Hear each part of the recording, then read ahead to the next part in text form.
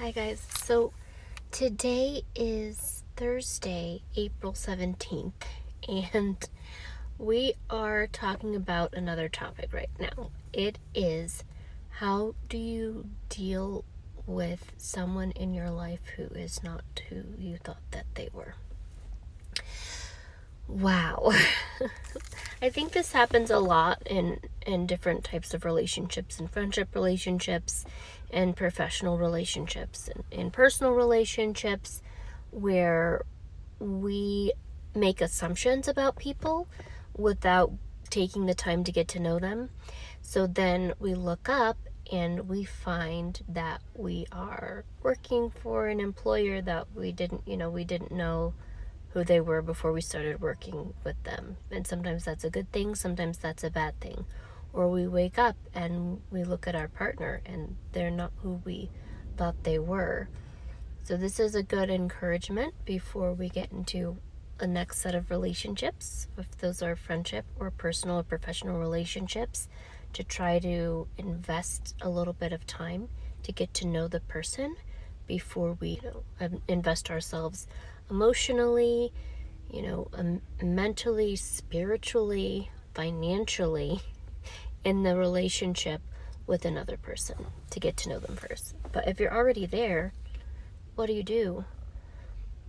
I think the first step is asking yourself whether or not you are comfortable continuing to be in a relationship with this new person, right? Because they're not the person that you originally agreed to be in a relationship with.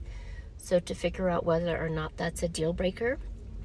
And then another point worth examining is whether or not the person isn't who you thought they were because you didn't take the time to get to know them, or is it because they were pretending to be someone else, because they were misrepresenting themselves, or maybe right out lying to you about who they are as a person. I know for me that's something that can definitely be a deal breaker, is dishonesty. I feel like if I'm in a relationship with a partner, I'm in a relationship with my husband, if I ask him about something, and he knows this about me too, we're on the same page there. As long as we're honest with each other, we can get through whatever it is together. And I've had relationships like that in the past where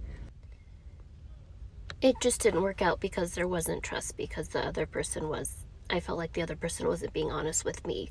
They weren't being honest, and when I came to ask them about it, I didn't know if I was getting a truthful answer. I had to come to the truth on my own and then check in with them later to find out that they had lied to me before. And it's harder to trust someone if you, like, even when they do make mistakes, like we're all going to, at the end of the day, you don't know if they're going to lie to you about it. So you really don't know your partner at all. You don't know their character. You don't know whether or not they'll do something again, because their word doesn't mean anything.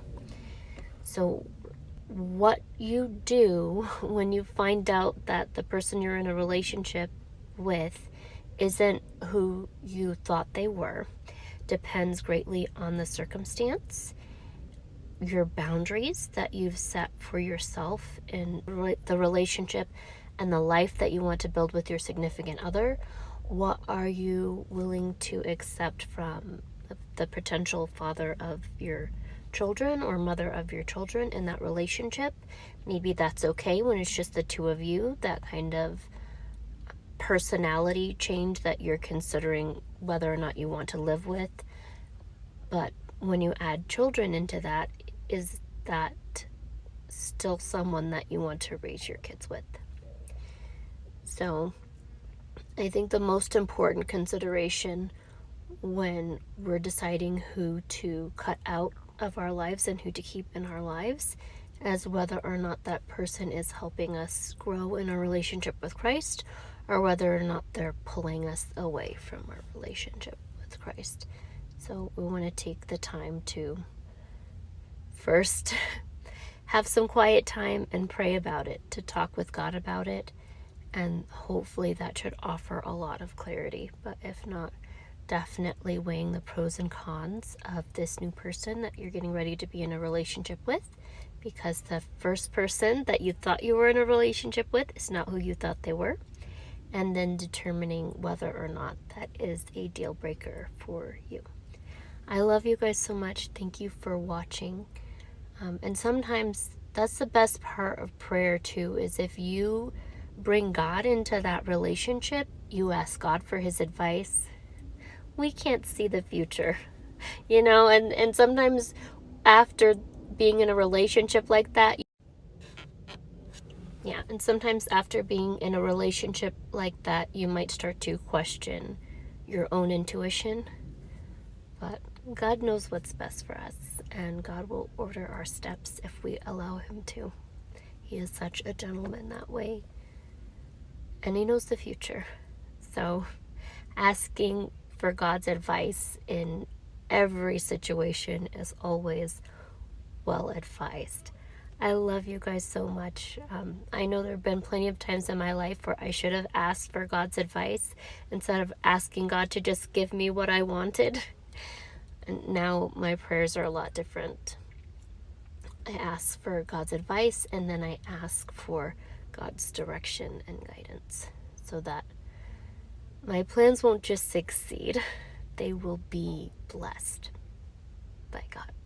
And I pray that for you guys too, that you, as you consult God on the relationships that you're getting ready to engage in, that he will guide you and lead you and bless you.